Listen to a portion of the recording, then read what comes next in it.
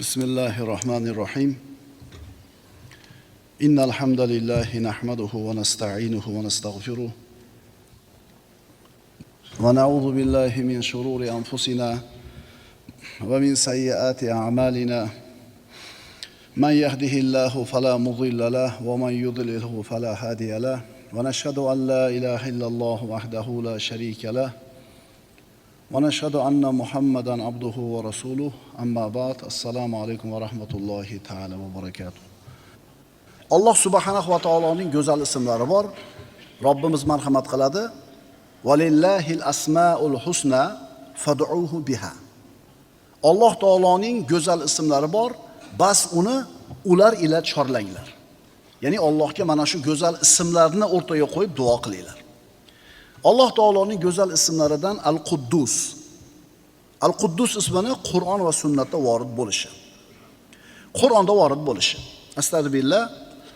Huvallohu allazi la ilaha illa huval malikul quddusus salamul mu'minul muhayminul azizul jabbarul mutakabbir. U Alloh shunday zotdirki, hech qanday iloh yo'q, faqat uning o'zi bordir. U yolg'iz podshohdir. Barcha ayb va nuqsondan pokdir, salomatdir. Omon qilguvchidir, kuzatib ko'rib turguvchidir, qudrat sohibidir, bo'yin sundirguvchidir, tanho kibr egasidir. Al-Quddus. Boshqa oyatda astagfirullah yusabbihu lillahi ma fis samawati va ma fil ard al-malikul quddusul azizil hakim. Osmonlardagi va yerdagi bor narsa yolg'iz podshoh, har qanday ayb va nuqsondan pok, qudrat va hikmat sohibi bo'lmish Allohga tasbih aytur. Oysha onamizdan ushbu hadis keltiriladi. Yaqulu fi ruku'ihi va sujudihi subbuhun quddusun robbul malaikati va ruh. Oysha onamiz aytadilar, albatta Nabiy sallallohu alayhi vasallam o'zlarining rukulari va sajdalarida subbuhun quddusun robbul malaikati va ruh der edilar. Boshqa hadisda Rasululloh aytadilar, subhanal malikul quddus. Malikul quddus bo'lgan Alloh har qanday ayb nuqsondan pokdir. Jannat. Jannat birodarlar Quds, muqaddaslik, poklik chegarasi bilan yopilgan.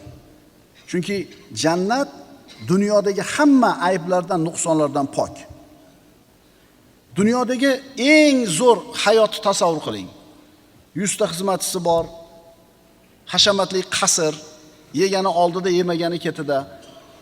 Siz aqlingiz tasavvur qiladigan darajada bir huzur, halovatli, komfortli hayotni tasavvur qiling. Jannatdagi hayotda oldiga ham kelmaydi. At-taqdis nima bu? At-taqdis bu poklashlik. Jannat pokligi bilan chegaralangan. Jannatni hamma yo'g'i pok. Pokligi bilan o'ralgan. Jannatda bizni dunyoyimizda bironta kamchiligi, nuqsoni yo'q. Unda qarilik yo'q, soch soqolda oqarishi yo'q, tishni to'kilishi yo'q, ko'zni xiralashi yo'q, kam xarjlik yo'q, muhtojlik yo'q, oq bo'lgan farzand yo'q, itoatsiz xotin yo'q, faqirlik yo'q, kasallik yo'q. Jannat poklik qo'rg'oni bilan o'ralgan. Poklik, poklanish bilan chegaralangan. Yana qaytaramiz, chunki u yerda dunyoyimizning kamchiliklari yo'q. Al-Quddus. Mana Qur'onda Alloh taolo Jabroil alayhisalomni ham Quddus deb nomlagan. Astagfirullah. Qul nazzalahu ruhul qudusi. Uni Qur'onni Ruhul Qudus nozil qilganini ayting. Ya'ni Jabroilni ham Alloh taolo Qudus degan sifat bilan sifatladi. Ya'ni Ruhul Qudus pok. Nimadan pok? O'zini ishini bajarishlikda har qanday nuqsondan, aybdan pok. Jabroil alayhisalomning ishi nima edi? Missiyasi. Vahiyni payg'ambarlarga yetkazishmidi? Mana shu ishida pok. Ya'ni unutib qo'ymaydi, o'zgartirib qo'ymaydi, almashtirib qo'ymaydi, ko'paytirib ham qo'ymaydi, ozaytirib ham qo'ymaydi. Yetkazish degan ishda pok, al-Qudus. Allohga bog'langan mu'min adolatli bo'ladi, puxta inson bo'ladi, o'zini qo'lga olgan bo'ladi. Payg'ambarimiz aytadilar: "Man amala nasa falam yadlimhum." Kim odamlar bilan muomala qilar ekan, ularga zulm qilmasa. Va hadathahum falam yakzibhum. Gapirib aldamasa.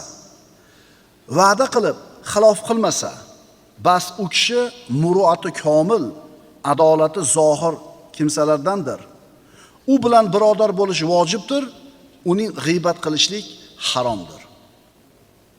Qarang, muomala qilib zulm qilmaydi, yolg'on gapirmaydi, va'dasiga vafo qiladi. Mana shu odamni payg'ambarimiz sollallohu alayhi vasallam adolati zohir inson deyaptilar. Endi buni teskarisi bo'lsa-chi?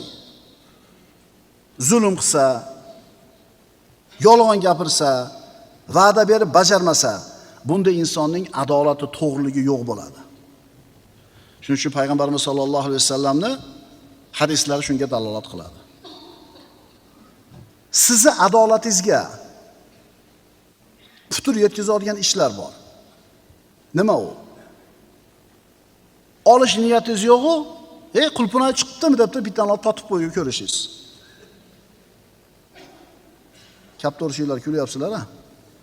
Yana deng, haligi eng kattasini olib yedi qulib ketgur. Ajab bo'lsin. Chunki sen kaptorchilik imena kattasini oldiga qo'ygansan, orqasi mayda edi. Ana seni adolating yo'q, shuning uchun uni ham adolati yo'q. Shuni to'kib qo'yganingda mayli edi. Yo sen ham oldaysan-da. Sotib olish niyati yo'q, lekin totib ko'rayotgan bitta qulpini olya. Adolatini yo'q qiladi. Yo totib ko'rib qimmat ekan deb ketib qolding. Olish niyating yo'q aslida. Odamlarda o'tib turadigan yo'lning ustiga bavul qilishlik insonning adolatini yo'q qiladi. Ko'chada ovqat yeb yurishlik odamning adolatini yo'q qiladi. Uyda turib ko'chadagilar eshitadigan darajada baqir-chaqir qilib gapirishig ham adolatni yo'q qiladi. O'tgan ketgan ayollarni tomosha qilib ko'chada o'tirib olishig ham erkak kishining adolatini yo'q qiladi. Razil, pastkash odamlar bilan ulfat bo'lish ham adolatni yo'q qiladi. Qo'liga o'sha bir hasharotni, sichqonmidi yo bir qandaydir hasharotmidi, kalta kesaymidi ushlab olib, bolalarni qo'rqitish ham adolatni yo'q qiladi. Otni baylamasdan ko'chaga qo'yib yuborishlik adolatni yo'q qiladi. Mashinani minganda yo'l harakatiga rioya qilmasdan xohlagan joyga to'xtatib qo'yish, tezlikni oshirish, svetoforda qizil rangiga o'tib kelishlik ham adolatni yo'q qiladi. Ayollar haqida ko'p o'tirib gaplashish ham erkak kishining adolatini yo'q qiladi. Majlislarda erkaklar o'tirib olib, ayollarda unisi oq ekan, bunisi qora ekan, unisi semiz ekan, oriq ekan, unisi uzun ekan, bunisi kalta ekan deysham, shu mavzularga botib qolish ham erkak kishining adolatini yo'q qiladi. Shariatning puxtaligini ko'ryapsizmi? Nozilligini ko'ryapsizmi? Siz odil inson deyilishligingiz uchun shu sifatlar, yomon sifatlar sizda yo'q bo'lishligi kerak. Endi mo'min inson adolat bilan sifatlanadi. Asablari jilovlangan bo'ladi, aql hushi joyida bo'ladi, hamma narsani o'z o'rniga qo'yadi. Puxta, vijdonli inson bo'ladi. Astagfirullah. Ya ayyuhallazina amanu in ja'akum fasiqun binaba'in fatabayyanu an tusibu qauman bijahalatin fatusbihu ala ma fa'altum nadimin. Ey mo'minlar, agar sizlarga bir fosiq kimsa biron xabar keltirsa, sizlar haqiqiy ahvolni bilmagan holinglarda biron qavmga musibat yetkazib qo'yib, qilgan ishlaringizga afsus, nadomat chekib qolmasliklaringiz uchun ana shu fosiq olib kelgan xabarni nima qilinglar? Tekshirib ko'ringlar, aniqlab bilinglar. Mo'min kishi adolatli bo'ladi, insofli bo'ladi, vijdonli bo'ladi. Agar Al-Quddus bo'lgan Robbimiz subhanahu va taologa iqbol qilishni xohlaydigan bo'lsak, o'zimizni ayblardan poklashlikka doim harakat qilib turishimiz kerak. O'zi asli beayb Parvardigor. Beayb Parvardigor. Faqat Allohning aybi yo'q. Endi biz o'zimizni bu ayblardan tamomiy 100% tozalay olmaymiz. Bu tabiatimizda bor bu narsa. Biz nuqsonlimiz, ojizmiz, bandamiz. Lekin mana shu nuqsonlarimizni bitta yo'q qilishga harakat qilar ekanmiz. Ana shu nuqsonlarimiz kamayishiga qarab Allohga yaqin bo'lib boraveramiz. Birodar, Allohga yaqin bo'lishni xohlaysanmi? Allohni valilari, do'stlari qatorida bo'lishni xohlaysanmi? Unda o'zingni ayblardan poklashga kirish. Inson avvalambor o'zini shirkdan poklashi kerak. Odam bolasida bo'lishi mumkin bo'lgan ayblarning eng kattasi bu shirk. Inson la ilaha illalloh Muhammad Rasululloh deb kalimani aytib musulmon bo'lishligi bilan eng katta aybdan o'zini pokladi. Tavhidni isbotladi, mo'min bo'ldi. Farishtalar ham birodarlar Alloh taoloni tinimsiz suratda maqtab poklab turishadi. Astagfirullah va nahnu nusabbihu bihamdika va nuqaddisu lak. Holbuki biz deydi farishtalar hamd va sano aytish bilan seni ulug'laymiz va sening nomingni mudom pok tutamiz. Farishtalar ham Alloh taoloni poklaydi. Nafslarimizni har qanaqa aybdan poklaymiz. Maqsad nima? Maqsad senga yaqin bo'lish. Yana qaytaramiz.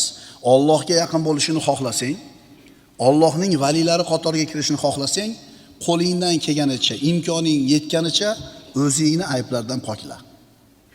Allohga yaqin bandalar o'zlarini nafslarini poklagan bandalar bo'ladi. Mana endi bir nozik nuqta bor shu yerda. Dunyoda podshohlar bor, vazirlar bor, mansabdorlar bor, kuch-quvvat egalari bor. Kim kelib ularga muloyim gapirib, o'zini sodiqligini e'lon qilsa, ularni xizmatda ekanligini aytsa, bu mansabdorlar, bu ulug'lar ularni qabul qiladi. Endi boyaga xizmatdamiz deyotganlar, boyaga ulug'larning suratini ko'tarib oladi. Ana shu ulug'lar, mansabdorlar, podshohlar shu ularga mulozamat qilayotganlarni qabul qilishadi. Zohirida ularga bo'lgan hurmatni ko'rsatsanglar bo'ldi, meni hurmat qilar ekanda qabul qilaveradi. Odamlarni rozi qilishlik, mansabdorlarni, quvvat egalarini rozi qilishlik yo'li oson. Tamalluq qilsangiz, tilyog'lamalik qilsangiz, xizmatda ekanligingizni shunday ko'rsatsangiz, izhor qilsangiz bo'ldi. Ammo Allohga yaqin bo'lishning yo'li boshqacha. Odamlarga yoqish, odamlarni qalbini kasb qilish, odamlarni rozi qilishning yo'li zohiriy ishlar. Shuni ko'rsatib qo'ysangiz bo'ldi. Ammo Allohga yaqin bo'lishlik bunaqa bo'lmaydi. Agar sen banda mustaqim bo'lmasang, doim pok bo'lmasang, har joyda rahimli bo'lmasang, insofli bo'lmasang, kamtar bo'lmasang, Al-Quddus bo'lgan Robbimiz seni qabul qilmaydi. Insonlarga sodiq bo'lishlik bir narsa, Alloh taologa sodiq bo'lishlik boshqa narsa. Payg'ambarimiz sollallohu alayhi vasallam marhamat qiladilar: "Innalloha toyyibun la yaqbalu illa toyyiba." Albatta Alloh taolo pok zot va faqat pok narsani qabul qiladi. Pok so'zni, pok amalni, pok sadaqani. Odamlar bilan qilinadigan muomala yengil, Alloh bilan qilinadigan muomala birodarlar oson emas. Aytayotgan so'zingiz bilan qilayotgan ishingiz bir-biriga qarama-qarshi bo'lsa, siz sodiq emassiz. Agar kibrdan, yolg'ondan, xiyonatdan, riyodan pok bo'lmasak, Alloh bizni qabul qilmaydi. Qalbingga nazar solmaydi Alloh. Sakinatni bermaydi. O'zini muhabbatini inom qilmaydi. Seni yaxshi ko'rishini sezdirmaydi. Mo'min banda Al-Quddus bo'lgan Robbisiga yaqin bo'lishligi uchun o'zini yomon sifatlardan poklaydi deb aytdik. Odamlar orasida keng yoyilib ketgan bir yomon sifat bor. Xususan musulmonlar ichida ham bor bu sifat. Nima u? Irqchilik, millatchilik, qabilachilik, urug'chilik. Men falon millatdanman, men falon irqdan, falon urug'danman. Mana shu millatchilik ham siz bilan bizni Allohdan to'sadigan yomon sifatlardan bo'ladi. Mulohaza bor shu yerda. Har bitta millat vakili o'zini millatini boshqa millatlardan afzal deb biladi. Nima uchun?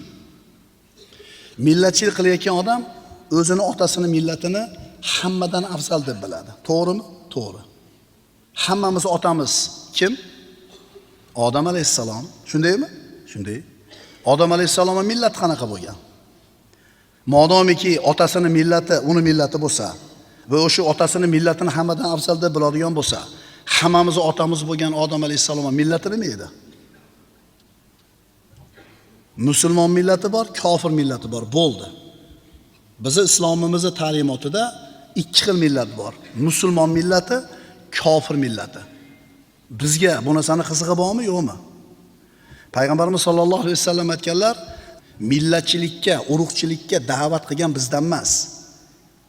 Millatchilik deb urushgan bizdan emas va millatchilik deb o'lgan odam bizdan emas. Arabning ajamdan, arabmasdan afzalligi yo'q. Bir xil hammasi, magar taqvo bilan. Hamma Odam alayhisalomdan, Odam esa tuproqdan. Nima uchun bir millat egasi boshqa millat egalaridan o'zini balandroq deb biladi? Nimaga o'zini millatini boshqalardan afzalroq deb biladi? Aytadiki, bizning millatdan falon odamlar chiqqan deydi. Bizning millat tarixida falon ishlar bo'lgan deydi. Millati qadimiyligi uchun aytadi va hokazo. Aslida-chi, bu narsalar uchun o'zining millatini boshqalardan afzal deb bilmayapti. Bu millatni afzal deb bilyapti, chunki o'zi shu millat vakilida. O'zi shu millatning vakili bo'lgani uchun maqtayapti. U tarixi uchun emas. Meni millatim hammadan yaxshi bo'lgani uchun hurmatga loyiq emas. Meni millatim hammadan baland, hammadan hurmatga loyiq. Men shu millatning vakili bo'lganligim uchun. Demak, men shu millatdanmanmi? Shuning uchun yaxshi. Men shu millatdanmanmi? Demak, o'shuning uchun yaxshi dedimi? Men bu kibr akalar. Iblis nima degan edi? Ana xoyrun minhu, men undan yaxshiman degan edi. Shuning uchun layin bo'lgan edi. Agar otasini millati u uchun qadrli bo'ladigan bo'lsa, hammani otasi bo'lgan Odam alayhissalomning millati uchun qadrli bo'lish kerak edi. Musulmonmi? Meni birodarim. Millatining nomi qanaqaligi muhim emas. Rasululloh aytibdilar, millatchilik qilgan odam bizdan emas. Millatchilikka da'vat qilgan bizdan emas. Millatchilik deb urushib o'lgan odam bizdan emas deyaptilar. Shuning uchun birodarlar, mana shu kasalga hushyor bo'lishimiz kerak. La ilaha illalloh Muhammad Rasululloh dedimi? Tamom, biz birodarimiz u. Rangi qanaqa, qaysi mintaqada yashaydi, boy mamlakatmi, kambag'al mamlakatmi farqi yo'q. Millatchilik qilgan odam Allohdan uzoq, payg'ambardan uzoq, odamlardan uzoq. Innalloha toyyibun la yaqbalu illa toyyiba. Albatta Alloh pok zot, faqatgina pokiza narsani qabul qiladi. Al-qadasatu, poklik. Alloh taolo uchun poklanishga doimiy suratda harakatda bo'lamiz. Toqatimiz ko'targanicha, kuchimiz yetganicha va Alloh taolodan tavfiq so'raymiz. Biz bu ayblardan o'zimiz poklana olmaymiz agar Alloh tavfiq bermasa.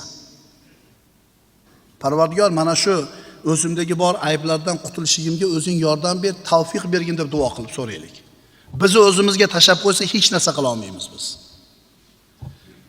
Taqdis, poklash. Taqdis bu tavhid degani birodarlar. Tavhid Allohni yakkalash, ibodatda, ism va sifatlarida. Bandalar tavhiddan ko'ra yaxshiroq narsani o'rganishmagan. Tavhid nima? Yolg'iz Allohning o'ziga qulchilik qilishlik. Qala Rasululloh sallallohu alayhi vasallam: "Hal tadri ma haqqullohi alal ibad?" Nabiy sallallohu alayhi vasallam Muoz ibn Jabal roziyallohu anhuni o'zlarining uloqlariga uchqashtirib olib so'radilar. "Ey Muoz, Allohning bandalari ustida qanday haqqi borligini bilasanmi?" Bu sahoba Alloh va rasuluhu a'lam. Alloh va uning rasuli biluvchiroq dedi. Payg'ambarimiz aytdilar: "An ya'buduhu va la yushriku bihi shay'an." Albatta Allohning bandalar ustidagi haqqi unga biron narsani shirk keltirmasdan unga ibodat qilishlari. Allohning bandalarning ustidagi haqqi bandalar Allohga shirk keltirmasdan ibodat qilishlari. Allohning haqqi. Allohning haqqi bandalar Allohga shirk keltirmasligi. So'ngra payg'ambarimiz sollallohu alayhi vasallam yana so'radilar: "Agar ular shunday qilsa, bandalar Allohga shirk keltirmay ibodat qilsa, bandalarni Alloh ustida qanaqa haqqi borligini bilasanmi?" Bandani Alloh ustida haqqi bor ekan. Bilasanmi, bandalarda nima haqqi bor Allohning ustida? Agar shirk keltirishmasa. Alloh va rasuli bo'luvchiroq deb javob berdi bu sahoba. Payg'ambarimiz aytdilar, bandalarning Allohning ustidagi haqlari Alloh ularni azoblamasligi. Robbil alamin, borliqni yaratuvchisi bo'lgan Robbimiz Al-Quddus subhanahu va taolo o'zini ustiga bizni haqqimizni qo'yibdi. Bizni haqdor qilib qo'yibdi o'zini ustida. O'zini qarzdor qilib qo'yibdi. Nima ekan? Allohga shirk keltirmasdan ibodat qilib, tavhid bilan oldiga borsang, seni azoblamasligi, seni Allohning ustidagi haqqing bo'lyapti.